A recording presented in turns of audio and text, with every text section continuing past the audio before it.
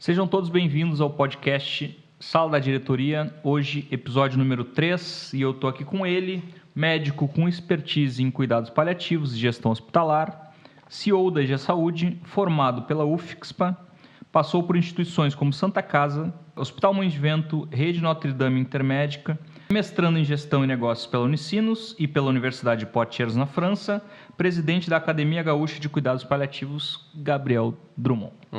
Bacana. Muito obrigado pelo convite, Sérgio. Prazer te receber aqui. Um prazer te receber aqui também. Gabriel, hoje médico, né, especialista em cuidados paliativos. Me fala um pouco mais como é que foi essa trajetória até chegar à medicina, à conclusão do curso, como é que foi a tua vida até ingressar na faculdade, como que era esse garoto antes de ser o Dr. Gabriel Drummond, como que ele era? Nossa, Deus do céu. Cara, eu sou mineiro, né? Sou mineiro, não sou... Moro aqui no Porto Alegre, moro aqui no Rio Grande do Sul há 13 anos, mas eu nasci em Ipatinga, Minas Gerais, uma cidade pequena ali do interior de Minas, ali no leste mineiro, e uma cidade industrial, né? Ela gira em torno de uma indústria ali, que é a Uzi Minas, onde meu pai trabalhou, enfim, boa parte da renda familiar acaba vindo dessa indústria. E, cara, de alguma forma, a medicina sempre foi um caminho a ser seguido, assim. Não sei te dizer ao certo o que faz uma pessoa de 17 anos, assim, quando vai decidir escolher uma profissão, o que me levou exatamente para esse caminho, sabe?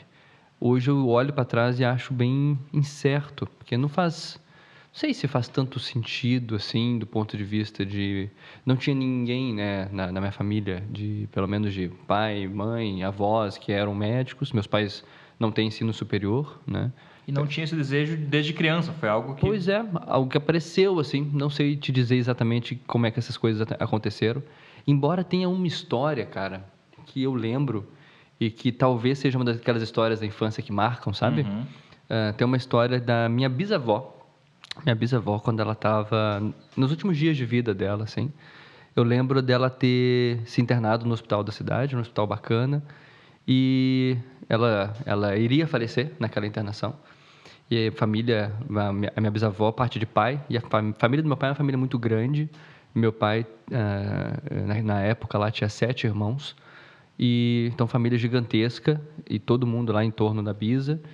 E os médicos deixaram, assim, não era tão comum na época fazer isso, mas eles deixaram a família inteira ficar lá no quarto. Era um quarto que coube todo mundo, assim. Escolheram um quarto lá, o hospital teve o carinho de escolher deixar ela num quarto privativo.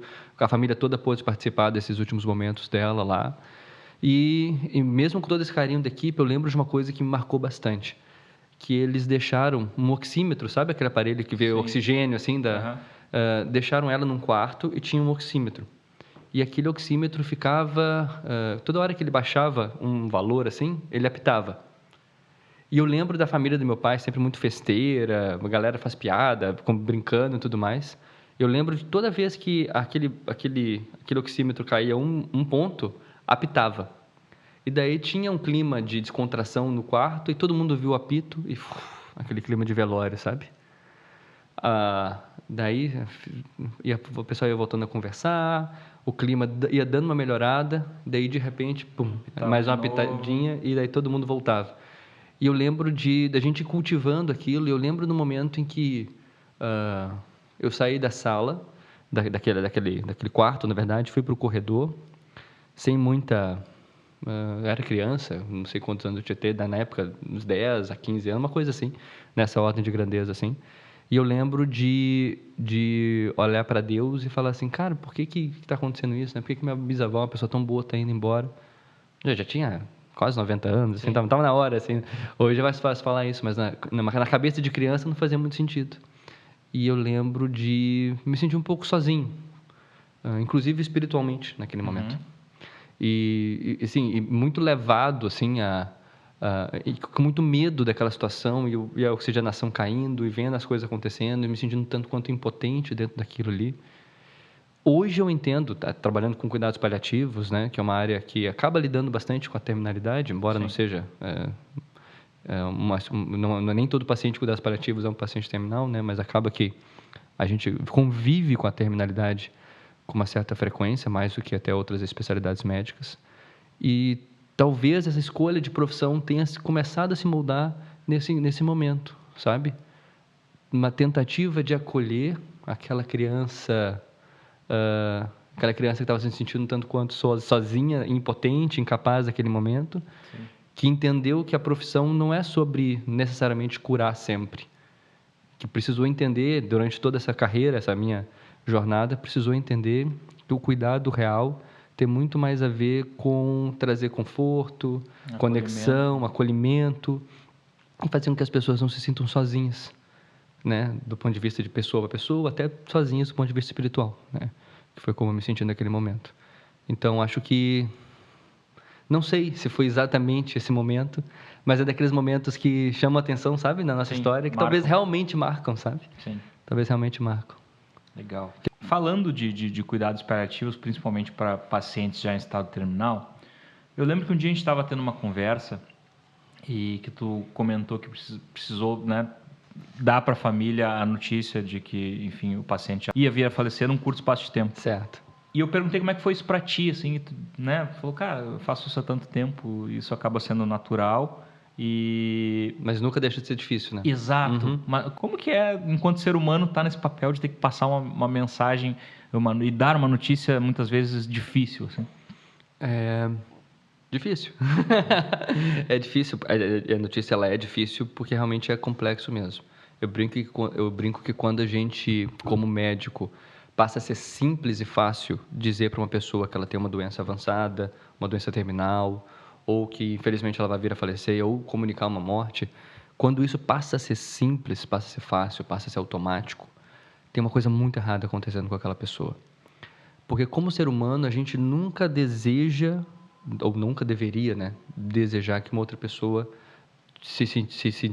pudesse sentir dor, pudesse ter algum tipo de sofrimento, possa vir a falecer. A gente não deseja isso. A gente quer que as pessoas se curem, fiquem felizes, encontrem o propósito da vida delas. É isso que nos conecta enquanto pessoas. É muito importante para o ser humano ver o outro ser humano bem, né? Isso é super relevante para a nossa espécie, né? Para a nossa evolução e tudo mais. E quando a gente está nessa posição em que a gente tem que ser esse personagem algoz, né? Esse personagem que vai, de certa forma, entregar uma notícia que não agrada a ninguém naquele momento, mas que você é responsável pela tua profissão, pela jornada que você escolheu para fazer isso, a gente precisa se munir de algumas ferramentas para esse processo ser um processo mais tranquilo, mais saudável possível. Essa talvez seja a melhor palavra. Saudável para as duas partes, para o profissional e para a família ou para o paciente que está recebendo aquela notícia. E isso, cara, isso é impressionante, porque isso também é uma habilidade que é interessante, inclusive, na gestão. Uhum. Na hora que a gente tem conversas difíceis dentro da nossa... acho que a gente vai em algum momento entrar sobre gestão, empreendedorismo. E quando a gente vai lidar com times e pessoas, isso também vai ser importante diariamente. A gente precisa muitas vezes dar um feedback ruim, a gente precisa muitas vezes comunicar um desligamento da pessoa no time. Então, são situações que a gente não quer vivenciar, mas que elas são importantes dentro de um propósito, dentro de uma entrega maior, né? Vamos entender assim, que a gente, como profissional, agora falando de uma notícia ruim, a gente tem a responsabilidade de transmitir isso e de trazer, na sequência, algum tipo de acolhimento, um plano, né, de cuidado que faça sentido para aquela realidade daquela pessoa, entendendo a nossa limitação como profissional, e essa talvez seja uma das ferramentas mais importantes. A literatura médica descreve isso como autocompaixão. Ter a capacidade de olhar para a nossa vulnerabilidade e acolher a nossa própria vulnerabilidade antes de tentar acolher o próximo. Perfeito. Se tem uma pessoa na minha frente que tem uma doença avançada, como um câncer, por exemplo, e eu sei que aquele câncer eu não tenho a capacidade técnica de cuidar, não porque está faltando algum conhecimento meu, mas é porque a nossa ciência não chegou a essa resposta ainda. Não é da minha responsabilidade me culpar, me punir pelo desfecho que aquela pessoa vai ter. Então, a minha função e o meu propósito e o meu porquê dentro dessa jornada não é de levar a cura, é de levar o cuidado. Então, fica um pouco mais simples e mais saudável levar essa responsabilidade da notícia ruim. Assim como na parte do empreendedorismo, da liderança de times e tudo mais. A minha responsabilidade, o porquê de eu estar ali conversando com aquela pessoa que talvez vai ser desligada ou que precisa receber um feedback negativo, é para cumprir uma função que é importante, é necessária e que muitas vezes foge um pouco da nossa alçada. É importante, é relevante para o crescimento, inclusive, daquele profissional que aquele feedback seja dado. É importante para a saúde financeira da empresa que aquela pessoa seja desligada naquele momento, né? Então, ou para a gestão do time, que as coisas aconteçam de uma forma A ou B. Então, quando a gente começa a entender o porquê da gente estar fazendo aquilo, acolhe as nossas limitações dentro do que nos é permitido enquanto pessoas, enquanto seres humanos falhos, fica um pouco mais saudável levar esse fardo, né, da responsabilidade de entregar notícias negativas. Perfeito. Deu para entender? Deu para entender muito bem, inclusive, muito bem explicado. Tentei dar uma... A gente acaba dando umas voltas, né? Fala do negócio, daí fala de outro. Tá, que bom que deu para entender. No final, tudo Isso, acaba se completando. Isso, se juntou, beleza. Ao mesmo tempo, é legal, sempre porque é uma coisa que não se aprende na faculdade, né? Essa sensibilidade requer um desenvolvimento extra, curso, digamos assim, né? Existe isso. E é engraçado porque é um conhecimento que não é um conhecimento do manual, do livro. É um conhecimento de ser humano, sabe? é aquela habilidade da gente ser normal, né? Sim. De poder conversar com as pessoas, de ter soft skills. Perfeito. E é engraçado que a faculdade, não só a faculdade de medicina, eu sinto que as faculdades elas são muito tecnicistas nesse aspecto. A gente perde muita oportunidade de discutir mais sobre soft skills, sobre essas habilidades que nos fazem humanos, nos fazem conectar com outros humanos e nos desenvolver enquanto pessoas mesmo, né? Enquanto profissionais, enquanto indivíduos. E isso realmente, quem acabou levando essa informação para mim foi muito da vida ou dos erros, dos aprendizados mais difíceis. Não sei se precisa ser assim sempre. Não sei se isso não é um tipo de informação que pode realmente estar dentro de uma grade curricular, né? De um curso técnico como o curso de médico, ou curso de advogado, ou de engenheiro, enfim, ou de qualquer outra profissão, que acabam sendo profissões muito tecnicistas nesse aspecto. Inclusive, a gente tende, né, dentro do mercado de empregos, mas tende, inclusive, a valorizar os profissionais que se desenvolvem mais nessas áreas. Então, por que não, enquanto formação, fomentar mais esse tipo de coisa, né? Mas isso é uma mudança no mercado, né? Eu acho que sim. É algo que vem de uns anos para cá, esse cuidado mais humanizado, a gente começou esse olhar a valorizar. Mais sensível, digamos assim. Para a pessoa que está em tratamento, né? O quão diferente e o quão positivo pode ser para aquele tratamento um olhar mais humanizado, um olhar mais sensível, né, do médico e do pessoal todo que está ali fazendo esse cuidado. Qual o impacto que isso tem, né? É uma baita pergunta, porque a gente não valoriza isso. E parece uma coisa muito besta, mas o profissional médico, invariavelmente, ele acaba esquecendo que ele é gente.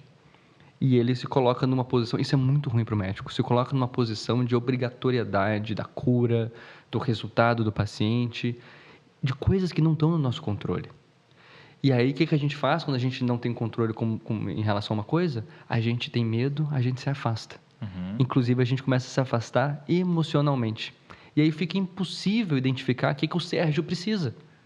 E o que o Sérgio precisa não é o antibiótico A ou B, a quimioterapia A ou B, a cirurgia robótica ou a cirurgia sei lá o quê. O que o Sérgio muitas vezes precisa é entender que ele tem que ir para casa, ficar com, sei lá, a família dele, que muitas vezes ele precisa ser ouvido, pedir perdão para algum parente. Isso é mais relevante, muitas vezes, do que aquela conduta médica. E o mais interessante é que o meio empresarial descobriu isso há muito tempo. Há muito tempo. Nas palestras de cuidados paliativos, tem um cara que eu sempre cito, que é uma coisa que para o é extremamente clichê hoje a gente falar dentro de inovação e tudo mais, que é o Simon Sinek, sabe? Sim. Do Golden Circle. Super, super clichê, né? Assim, porra, o cara, você tá Simon Sinek de novo, né? Pelo amor de Deus, a gente já viu aquele TED umas 60 vezes, né? Mas, cara, isso quando a gente mostra o Golden Circle dentro da área da saúde, a galera fala, nossa, faz sentido começar pelo porquê. É óbvio que faz sentido começar pelo porquê. Mas a saúde está muito atrasada em relação a isso. A gente ficou muito numa bolha de achar assim, cara, a gente precisa achar a melhor quimioterapia do planeta Terra. E a gente parou de olhar para o que outras ciências estavam desenvolvendo. Outras habilidades, né, que sejam mais complementares, que a gente não está perdendo a oportunidade de plugar dentro do dia a dia da saúde, sabe? Perfeito. Que é uma das coisas que hoje na IJA, que é onde a gente trabalha juntos, que a gente mais tenta fazer, né? A gente tenta olhar a pessoa como um todo e olhar para a jornada do usuário pensando no design da jornada, pensando em reduzir atrito na jornada. E, cara, pra gente parece uma coisa óbvia, né? E muito natural, porque a gente fala sobre isso todos os dias, mas isso é extremamente revolucionário na saúde.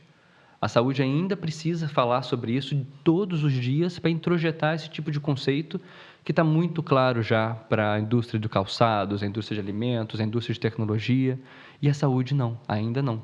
Então, essa revolução precisa acontecer, inclusive, nesse tipo de pergunta e de provocação que você acabou de fazer agora. A saúde precisa aprender a ser sensível com as pessoas, a se conectar com as pessoas, a olhar para os problemas delas e de uma forma mais próxima mesmo, sem medo de ser atropelado pelo sentimento e pelo sofrimento que a outra pessoa vai oferecer. Perfeito. A cada pergunta que eu te faço, na tua resposta eu noto que sempre vem a parte, né, que você fala de medicina e ao mesmo tempo um link com gestão, né? Isso. Em que momento que a gestão aparece na tua vida e que tu passa a desenvolver, a estudar e se desenvolver enquanto gestor e isso começa a ficar mais vivo assim no teu dia a dia, assim como a parte da ciência e tudo que é estudado ali na medicina? Cara, isso vem de uma certa inquietação. Sabe quando a gente não está satisfeito com uma coisa e fala assim, nossa, por que as pessoas não fazem assim? Por que os políticos não fazem, não fizeram uma lei melhor? Ou por que essa empresa tal não faz esse processo dessa forma? Eu sempre vi essas inquietações como inquietações para mim mesmo. De por que eu não estou fazendo isso melhor? E não faz muito sentido de por que isso acontecia, mas era uma inquietação que acontecia comigo. Hoje eu consigo olhar para trás e ter essa noção. Na época, não. Na época, eu queria fazer uma coisa diferente. Deixar uma marca no mundo, sei lá, talvez. Mas eu acho que era isso. Eu olhava para esses processos e falava assim, cara, por que eu não paro e não faço uma coisa mais interessante? Será que não tem uma oportunidade legal aí, né? De correr atrás, de descobrir meu propósito, enfim. E daí, hoje eu consigo pensar nisso. Mas aconteceu quando eu estava, foi bem engraçado, eu fui para a Inglaterra num programa de intercâmbio que chama Ciência e Fronteiras. Sim. Sim, que a minha família nunca teve condição, né, de bancar isso, e eu tive uma baita oportunidade foi um programa do governo, mudou minha vida completamente. A gente está aqui conversando por causa disso, né? E foi com dinheiro de vocês todos, muito obrigado, inclusive. Mas, assim, além das festas... Foi bem empregado, né? Foi bem empregado isso. Eu fiz um estágio de cuidados paliativos lá. Já curtia cuidados paliativos, mas não estava muito certo que era isso que eu queria da minha vida. Foi um estágio em Londres mesmo, num hospice, que é uma clínica especializada em cuidados paliativos. As pessoas ficam lá, inclusive internadas, e recebem assistência de cuidados paliativos, não para morrer, isso é bem interessante. Eles vão para se reabilitar e voltar para casa. Então, é como uma clínica de transição. Não tão especializada e cara como um hospital, mas também não tão simples o cuidado como um cuidado domiciliar, por exemplo. Então, uma coisa entre um hospital e um cuidado domiciliar. E as pessoas iam para lá e foi um estágio maravilhoso e eu ganhei um papelzinho, uma folha A3. Esse estágio foi eu e a Gabi, né, que é a minha namorada hoje. Até hoje a gente está junto, indo para 9 anos juntos já. E a gente ganhou uma folhinha A3 que chamava Guia de Bolsa de Cuidados Paliativos, né? Em inglês, obviamente, não estava em português. E aí eu trouxe para o Brasil, aquilo ali, eu e a Gabi, a gente trouxe para o Brasil, a gente traduziu. E a gente mostrou isso para os hospitais onde a gente estava estudando, ela do Recife e eu aqui em Porto Alegre, e lá, aqui na Santa Casa de Porto Alegre, e ela no IMIP em Recife, e por algum motivo a Gabi, daquele jeito expansivo dela, assim, ela apresentou esse guia de bolso para a pessoa que era da diretoria da Academia Nacional de Cuidados Paliativos, o André Junqueira. E ele olhou aquilo ali e falou assim, nossa, que coisa bacana. O manual que a gente tinha traduzido, com autorização do pessoal da Inglaterra, obviamente. Sim. E aí ele falou o seguinte pra gente, olha, e por que a gente não transforma isso num aplicativo? Ele conseguiu, né, um recurso financeiro com a indústria farmacêutica, foi muito legal. A gente desenvolveu o projeto, eu estava na faculdade ainda e estava sendo convidado para palestrar em São Paulo, para falar de inovação, me sentindo o cara mais massa assim, do planeta Terra. E aí a gente foi lá, fez o aplicativo, lançou o aplicativo e, graças a Deus, ficou uma merda. Tinha ficado bom, tinha resolvido a vida. Não, ficou muito ruim, porque em nenhum momento eu parei para estudar sobre marketing, sobre design thinking, sobre como é que um processo de inovação, modelagem de negócio, estudar o meu nicho. A gente fez com um material de cuidados paliativos, fez um guia para tratamento de sintomas no aplicativo para o médico geral. E eu já tinha um guia de bolso que o meu nicho estava consumindo. Cara, no primeiro ano de site, que eu fiz um site no Wix, tá? Eu mesmo fiz um site no Wix, botei o guia de bolso num PDF para o povo fazer download. Eu já tinha tido mais de 100 mil downloads no meu PDF. Isso era um material que era específico para médico? Para paliativista, e os paliativistas baixavam. E daí a gente fez um aplicativo que era para o médico em geral. Uhum. E a gente abandonou o nosso nicho, esqueceu do nosso nicho. E o nosso nicho não consumiu. Porque não era material feito, pensado para eles. Não tinha um nome chamava manual de sintomas, guia de sintomas. E não era um guia de bolso de cuidados paliativos para o paliativista. Sim. Então, o nosso nicho sentiu falta disso. E eles até hoje consomem. A gente ainda tem uma rodada boa nesse site. Ainda, o pessoal ainda baixa. Tá no ar, o pessoal ainda baixa. 2017 que a gente lançou. E o pessoal ainda baixa esse PDF. E tá lá, tá rolando, assim. As pessoas até hoje aparecem no lugar, sei que fez o PDF, foi. E as pessoas nunca consumiram o aplicativo, porque a gente nunca esqueceu o nicho, sabe? E daí essa foi uma grande virada de chave para falar o seguinte, não, eu tenho que parar, não deu certo, não foi legal. Por que não foi legal? E aí a gente parou para estudar. E daí que o negócio... Exato.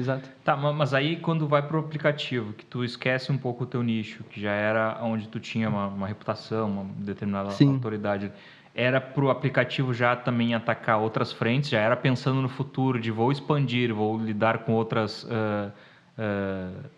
especialidades, ou porque realmente esqueceu, porque foi mal feito, mal pensado, mal projetado? Sabe por quê? Porque quem patrocinou a gente foi a indústria farmacêutica. E eles tinham interesse de vender medicação para fora do nicho. Sim. Para outros perfis de profissionais que que indicariam mais as medicações que eles vendem. Então, a gente esqueceu de olhar para o nosso consumidor final e olhou para o que o nosso patrocinador estava pensando, né? O nosso agenciador estava pensando. Então a gente deturpou toda a filosofia, todo o porquê daquele material. E era um projeto que, olhando retrospectivo e agora com a cabeça de hoje, cara, com todo esse nicho consumindo, poderia ter virado um curso online, poderia ter sido traduzido para outros idiomas, né? E faz muito sentido, porque era uma estratégia de freemium que angariou uma base muito grande. O meu nicho estava praticamente todo a nível nacional, porque não tem muito paliativista, né? O meu nicho a nível nacional estava praticamente todo já impactado com isso. Estava começando, só que não tinha ainda estourado a bolha. Sim. Não tinha estourado o nicho ainda para eu pensar nessa estratégia. Eu precisava ter cultivado esse nicho um pouquinho mais. E precisava ter deixado esse projeto um projeto sustentável do ponto de vista financeiro. Sim. Mesmo que não seja para eu ganhar dinheiro, mesmo que fosse para a academia e tudo mais, precisa para o projeto continuar vivo, e talvez hoje não teve a versão 2 do livro ainda, porque não foi pensado nisso. Então, todo aquele esforço, todo aquele sonho lá atrás, não foi para frente porque não teve esse penso de business, que daqui a pouco não é importante ter esse penso só para fazer mais dinheiro, para ficar milionário, bilionário. E sim para pegar tudo aquilo que a gente tem de projeto, de propósito e fazer com que aquilo continue vivo. Esse tipo de habilidade, de conhecimento, de negócio, é para todos nós. Sim. Se não tem essa cabeça, a maioria dos negócios, por mais bem intencionado que você seja, por mais brilhante que você seja, infelizmente não vai para frente. Isso funciona acho que para tudo na vida, né? Para tudo, acredito que sim. Mas também tem o outro lado, de às vezes planejar muito e pensar em tudo isso e não sair executando, não né? executar, né? E acho que... A famosa bunda molice. Acontece muito. Acontece muito. Me diz uma coisa, Gabriel. Esse material hoje, 7, 8 anos depois, né, de ter sido traduzido, ele ainda está atual, digamos assim? Ou está obsoleto? Não, já está na hora de trazer novas... Isso é uma provocação, né? Tá bom. Vem a versão 2. Isso é uma provocação, né, cara? Total. Eu acho que tem que vir a versão 2 e talvez ela precise vir, a versão 2, ela talvez precise vir com uma passagem de bastão. Isso também é interessante. Porque muitas vezes os projetos, eles não é que eles não sejam legais, mas eles precisam ter um pouco de vida própria também. Talvez, se eu entendesse que outros projetos da minha vida foram para frente e aquele ali não foi, será que não era bacana pegar alguém com o mesmo gás que eu tinha em 2017 e falar assim, cara, vamos tocar esse projeto juntos aqui? Então, sim, eu acho que a versão 2 tem que vir, mas com a humildade de passagem de bastão. Eu acho que sim. Porque é um projeto legal, né? É levar conhecimento de uma área que está crescendo, que está se inovando, que está se redescobrindo, que é o cuidados paliativos, levar isso para todo o Brasil. Acho que é um propósito lindo, bacana, justo, válido. Então, sim, acho que é uma provocação que eu com certeza vou levar para casa. E vou pensar essa noite. E acho que é também uma questão de maturidade, né? Às vezes, quando a gente é mais novo ou iniciante nos negócios, a gente tem esse apego, né? Não que a gente não vá ter apego depois, mas de querer ter tudo sob tem controle. Muita gente velha com apego. Né? Exato. De não delegar nada para ninguém, de não confiar em ninguém, porque ninguém vai tocar um negócio como eu. E às vezes acaba perdendo oportunidades de ir para outros negócios e... conhecer outras pessoas, atuar em outras frentes, e às vezes eu não preciso matar um negócio para entrar em outro, né? Posso botar alguém para tocar, como esse negócio aí que a gente vai fazer agora, sou teu sócio a partir de agora, na versão 2 aí desse PDF. A gente vai botar alguém para tocar isso e tá tudo certo. Tá tudo certo. Beleza, perfeito. Tá, então essa inquietude vem desde a faculdade, quando tu fez o lançamento, a tradução desse material, ainda durante a faculdade. Então já tinha essa questão de não estar plenamente satisfeito, mas já tinha aquela pulguinha do IC, né? Do IC, e mesmo com a medicina sendo algo tão glamuroso, né, aos olhos do público geral, do povo, tal, né, status, né, dinheiro, etc. Toda uma história. Pra ti ainda tinha essa coceirinha, essa pulguinha atrás da orelha acho que sim. Quiseste levar adiante. E a partir disso é que vem todo o estudo de gestão e todo o desenvolvimento que tu teve depois de dar errado. Né? Tá, beleza. Deu errado, vou começar a estudar. Como foi esse caminho, esse desenvolvimento? No primeiro momento... Por que não foi estudar gestão e seguiu em paralelo fazendo medicina? Não, no primeiro momento foi engraçado isso. Eu continuei, toda a minha trajetória de medicina já estava pronta, tá? E isso é uma coisa bem interessante, que acho que não vou nem entrar nesse momento, mas que a minha trajetória da medicina ela é bem mais previsível do que a minha trajetória em gestão. Tá. Então, a minha trajetória de medicina ela sempre já teve um roteirinho. Sair da faculdade, entrar na residência de clínica médica, entrar na residência de cuidados paliativos e depois trabalhar com isso. Isso se concretizou, né? Eu sou um profissional muito, muito pleno e feliz como paliativista, como médico cuidador, enfim, eu sou um profissional, um cara muito feliz nesse aspecto. O da gestão foi mais caótico, o que também é legal, o que também não deixa de ser bacana, né?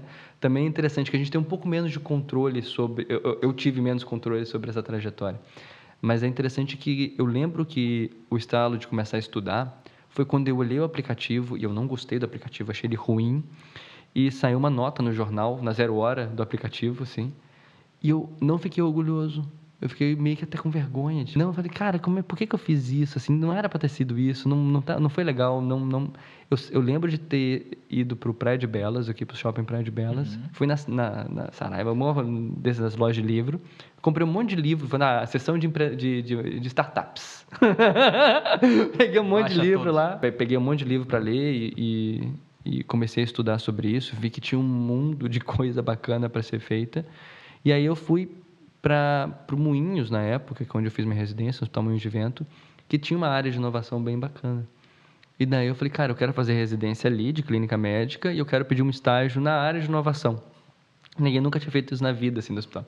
E eu fui lá fazer um estágio na área de inovação e saúde digital, e depois que acabou a residência, eu fui contratado lá. Então, eu continuei trabalhando na área de inovação, junto com a minha residência de cuidados paliativos, que eu fazia na Santa Casa. De novo, né? A trajetória médica estava em dia, estava sendo concretizada, estava bonitinha, trazia uma certa segurança para mim, uma certa estabilidade, inclusive financeira, e me permitiu dar também esse salto de fé, assim, para uma área nova que não tinha sido explorada, ou não estava sendo muito explorada do ponto de vista médico e de saúde e tudo mais. E foi maravilhoso. Foi quando eu aprendi muito, né? Ali dentro fiz excelentes conexões, excelentes amigos.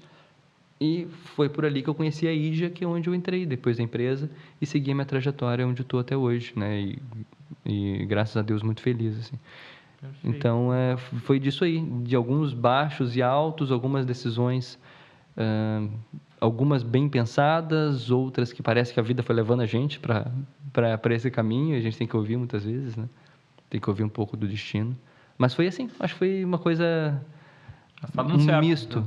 Até agora, tu que me diz, espero que sim. Tá feliz, tá tudo certo. Não, estou muito feliz, graças a Deus. E falando um pouco de IJA, assim, né? Sem graça falar que tá feliz, né? É melhor falar de desgraça e de tragédia na vida das pessoas. Não vende, né? Felicidade não vende. Eu tô muito triste. Tô muito... Que vende jornal, notícia triste. Notícia triste. Vamos falar de tristeza, então. Infelizmente, aqui... Isso aqui é um jornal 2.0, né? Isso. Só não impressa, mas... Desculpa falar de felicidade, Sérgio. Prometo não falar mais de felicidade. Eu lembro que quando tu entrou na IJA, a gente era colega, a gente acabou por ser colega no time de produto.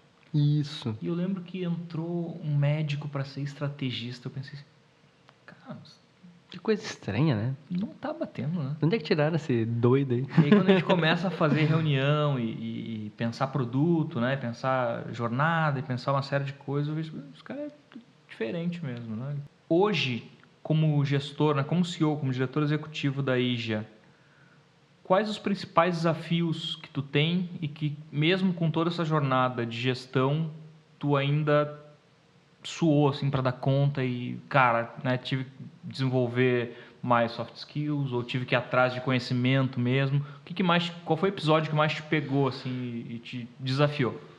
Baita pergunta. Eu acho que o que mais me desafia hoje é meu diretor financeiro. Não, tô brincando. Que é o Sérgio. Não. Eu acho que foi sair um pouco da zona de conforto que eu tinha, tá? Eu não sou o cara mais expansivo que existe, pelo contrário.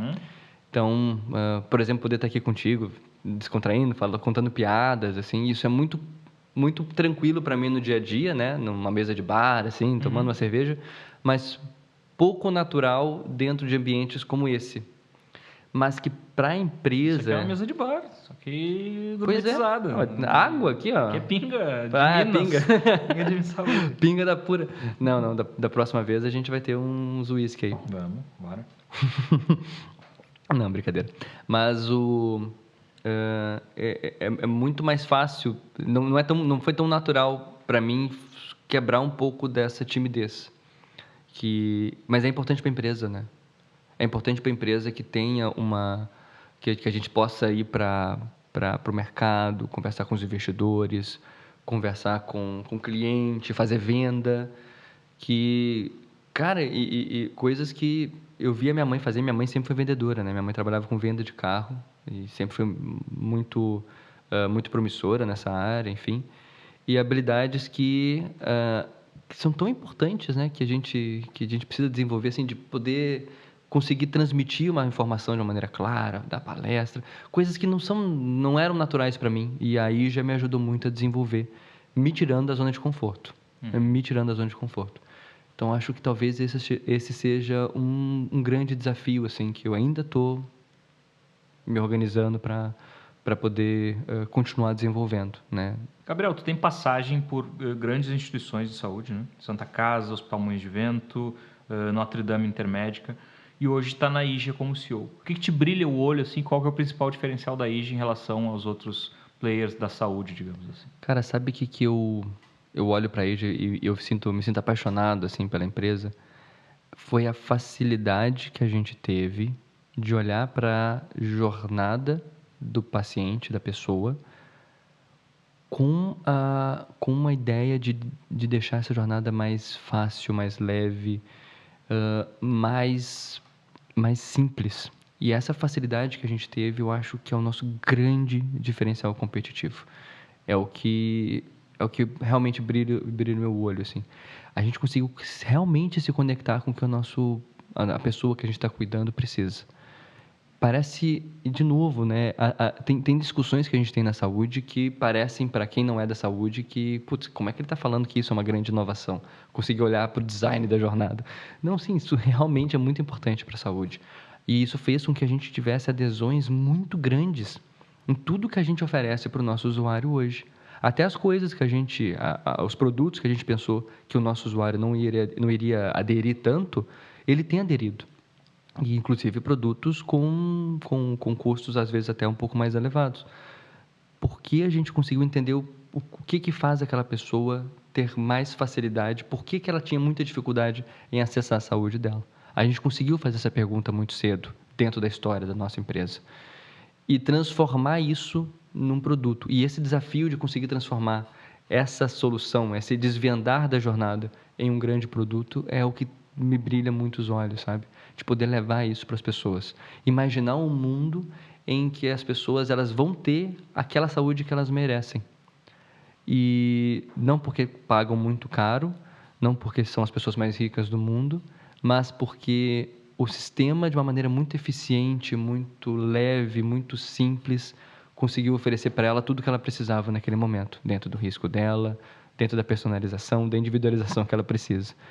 Então, eu vejo a IJA sendo esse grande, vou usar um termo bem médico, tá? Catalisador de todo esse processo de saúde, né? Essa grande engrenagem que faz o acesso à saúde ser cada vez mais universal, né? Cada vez mais simplificado, cada vez com menos atrito, cada vez mais democrático. E isso é realmente apaixonante, assim. Legal demais. Me explica um pouco mais, o que é a IJA, para quem ainda não conhece? De forma bem simples. De forma bem simples, o que é a IJA, então? A IJA é uma startup de saúde preventiva, com foco em saúde preventiva, saúde personalizada, com o objetivo de desburocratizar o acesso à saúde, né? Como eu falei agora há pouco.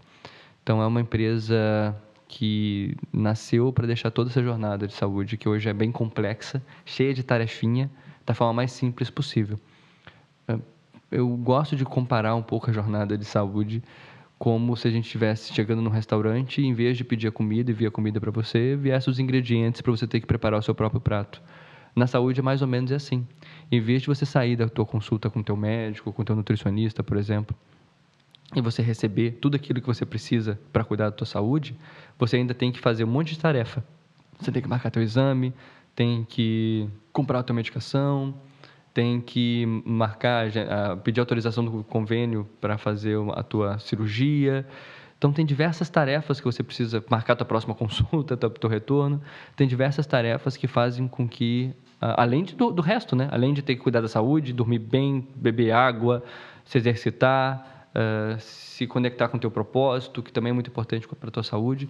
Então, você tem todas essas tarefas para poder atingir a tua saúde, e isso gera uma certa frustração. Uma grande frustração nas pessoas. Porque elas sentem que elas não saem do lugar. Sim. Que a vida delas não melhoram, que o peso delas não melhora.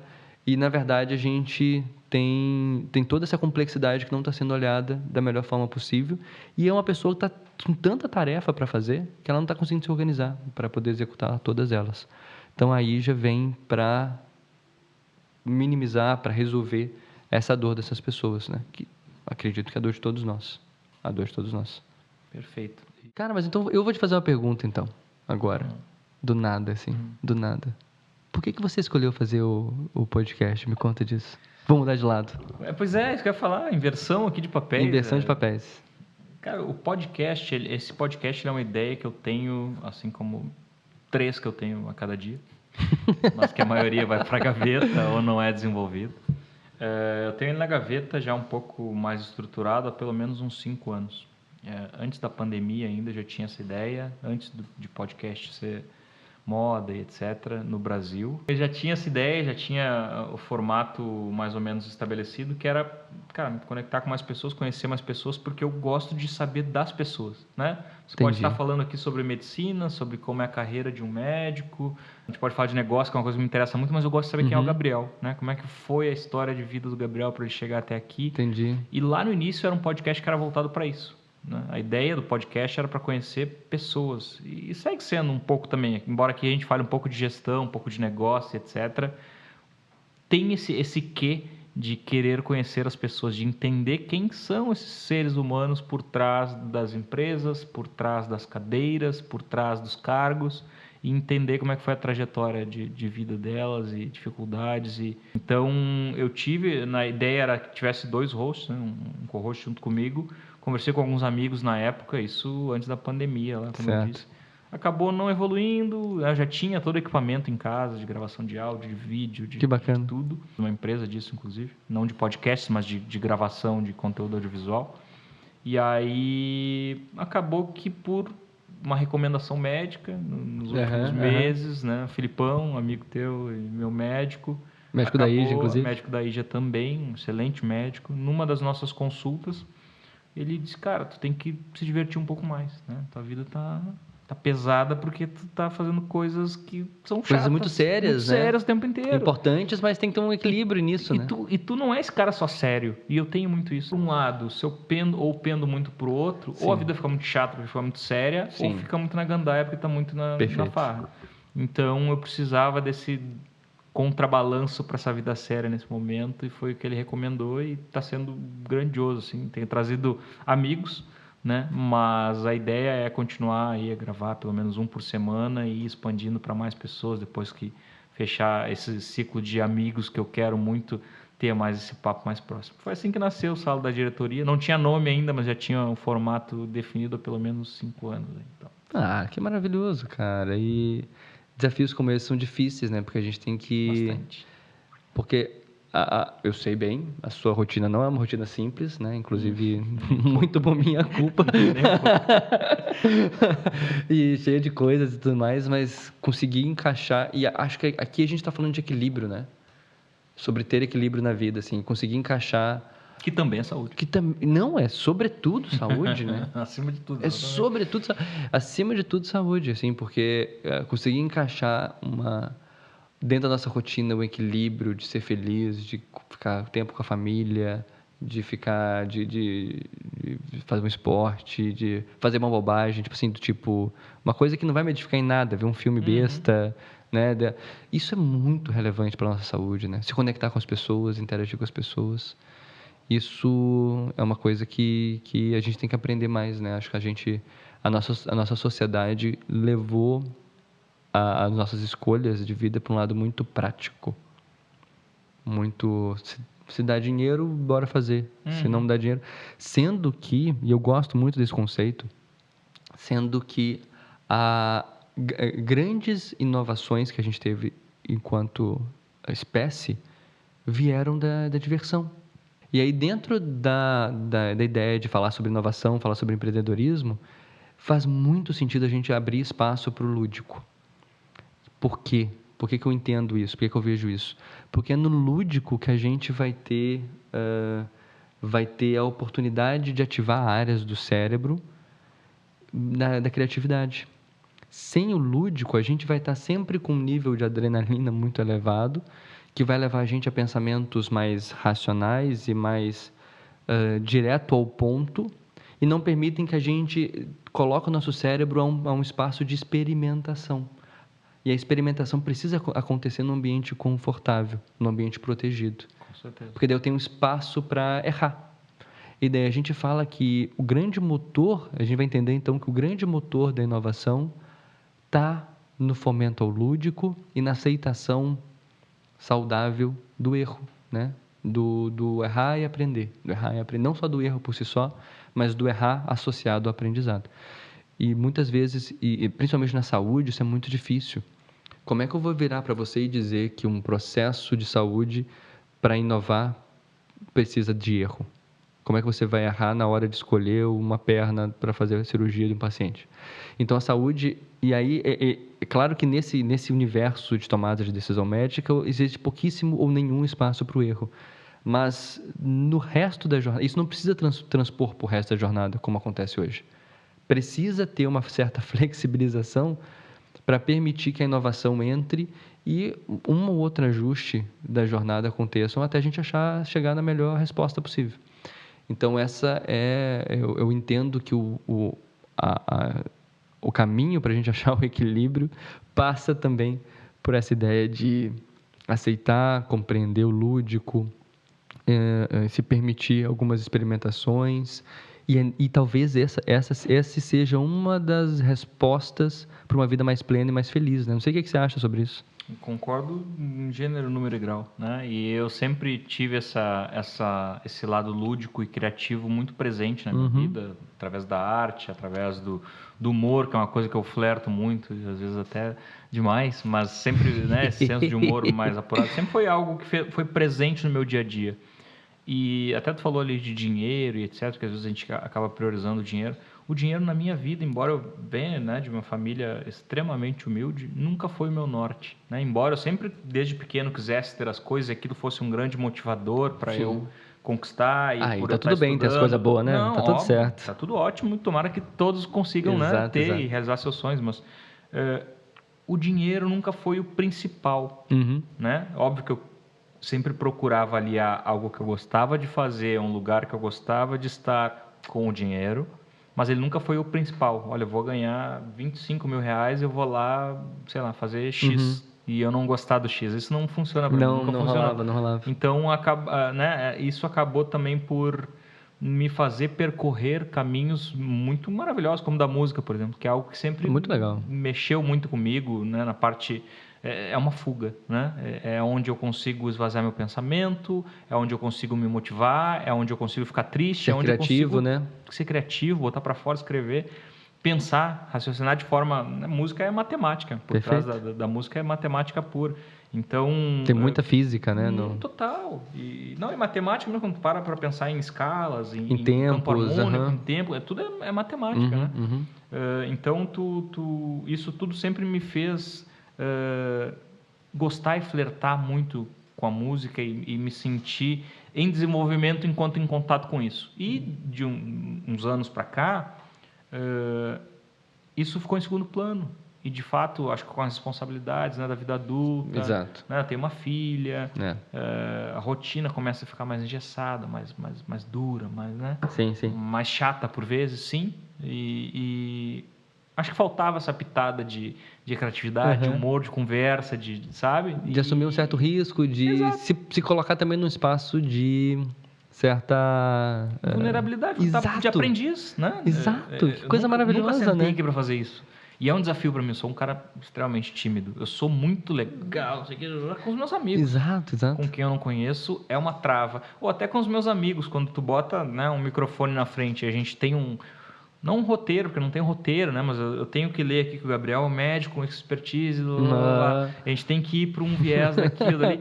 Muda um pouco o assunto, né? Precisa ser um pouco mais engessado. Mas ainda assim está sendo um baita desafio, assim, né? E para mim sempre foi difícil fazer alguma coisa que não estivesse plenamente alinhada, perfeitinha e tal. Desenvolvida, já pensando em patrocínios, que nem tu falou, como eu vou atingir mais público. E aqui é puramente diversão até esse momento e tá maravilhoso. Vamos tocar o projeto, né? E daqui a pouco vai vir um estalo legal. E talvez seja... Você falou lá atrás sobre não se travar e não deixar de dar o primeiro passo para começar um projeto, né? Em algum momento você comentou sobre isso. E que isso é bem verdade, porque se a gente for planejar tudo a todo tempo e tentar ter controle sobre todos os processos, a gente vai ficar enlouquecido e não vai conseguir, porque é humanamente impossível. E também a gente não se permite a experimentação. Com certeza. Né? E que, cara, que legal que a gente... Confesso que depois dessa tua fala, já estava curioso para acompanhar isso, mas agora estou ainda mais curioso para acompanhar os próximos passos do podcast. Vai ser um sucesso, sem dúvida nenhuma. Vai ter muito convidado legal para a gente trocar ideia e trazer insights, compartilhar experiência de vida, compartilhar ideias de negócio, enfim, é um espaço que é muito democrático, né? A gente vai, embora não tenha um roteiro rígido e duro a seguir, a gente vai trocando ideia e fazendo... Maravilhoso, né? maravilhoso. Para isso esse espaço. Gabriel, me fala um pouco mais do teu mestrado, né? Então, depois já de médico, estabelecido, reconhecido com seus pacientes, tendo passado por grandes instituições, flertando já com gestão e trabalhando já com gestão, tu resolve dar esse passo. Cara, nada a ver, né? Ou tudo a ver, porque é extremamente complementar. Não, mas foi bem legal. Eu queria fazer um MBA, uma coisa em gestão, queria uma coisa mais tradicional, sabe?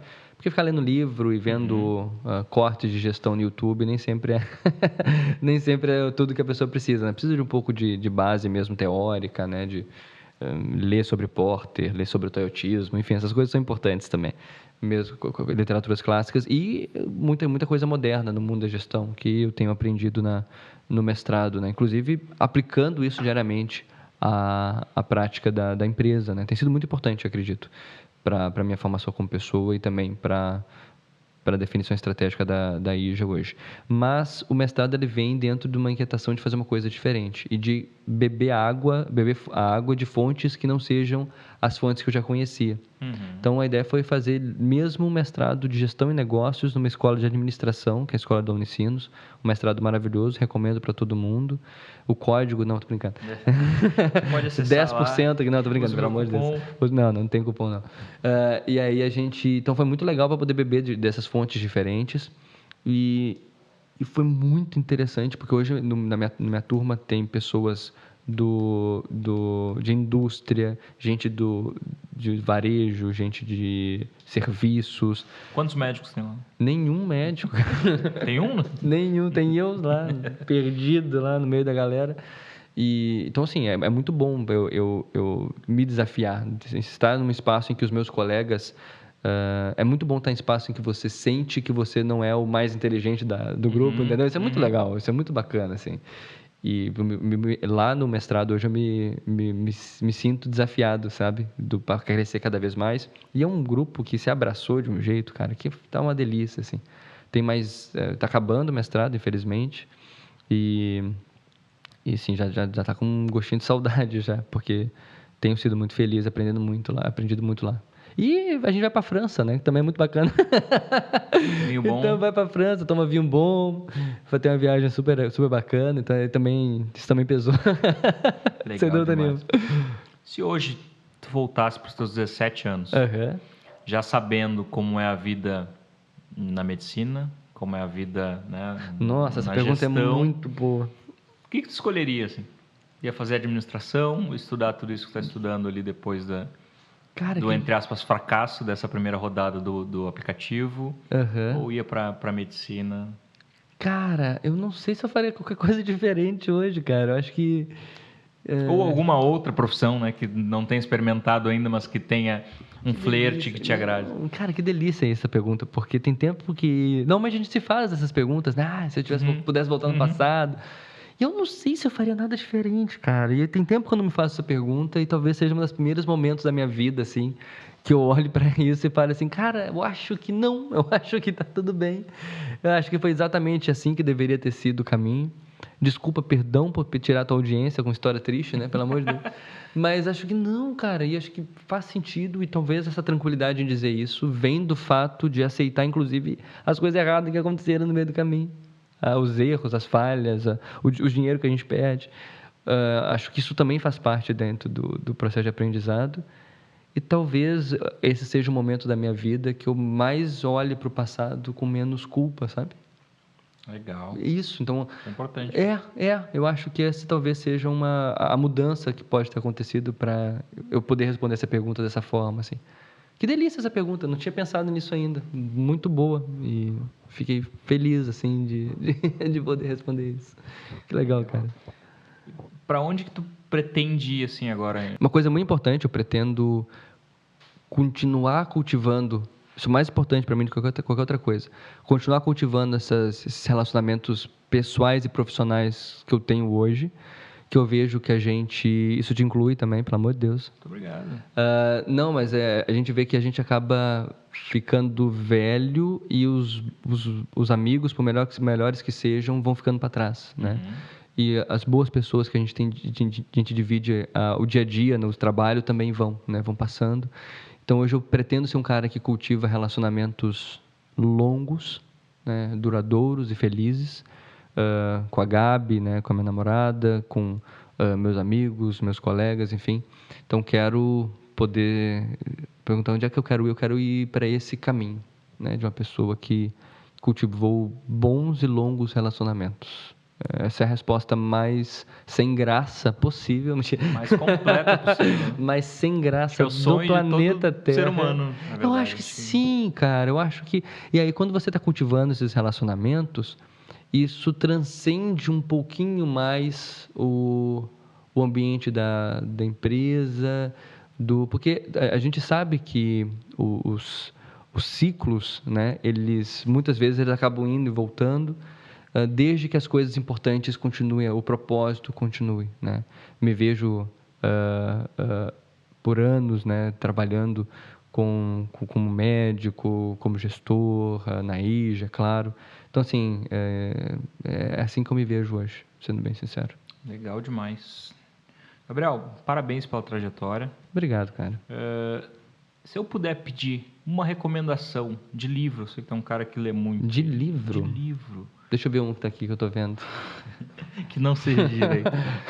Para recomendar para o pessoal que hoje não tem uma intimidade, uma experiência em gestão, que foi um livro assim que abriu tua cabeça e que te fez pensar de forma totalmente diferente, te trouxe um background bastante interessante, que contribuiu bastante para essa tua jornada em gestão. Que livro seria esse? Cara, dá 2, tá?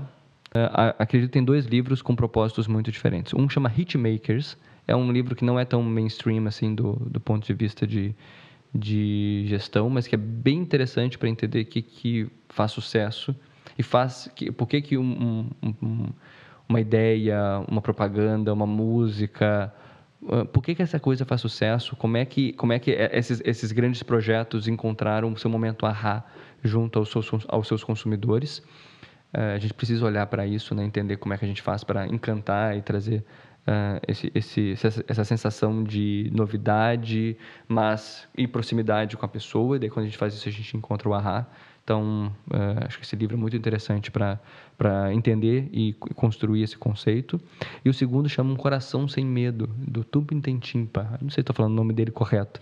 Que é um monge budista. É um livro que não é nada de espiritualidade ou de religião, mas ele fala de uma maneira muito técnica e neurocientífica, sobre ferramentas de cultivo da compaixão, e da autocompaixão e da compaixão ao próximo.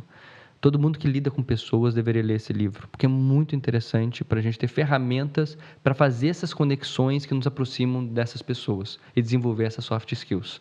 Vou te dizer que talvez seja o grande livro que me ensinou as principais habilidades de comunicação que eu tenho hoje, mesmo sendo não sendo um livro exatamente sobre comunicação, e sim sobre conexão, né? Com o nosso propósito, com nós mesmos, com as nossas vulnerabilidades e conexão com o próximo.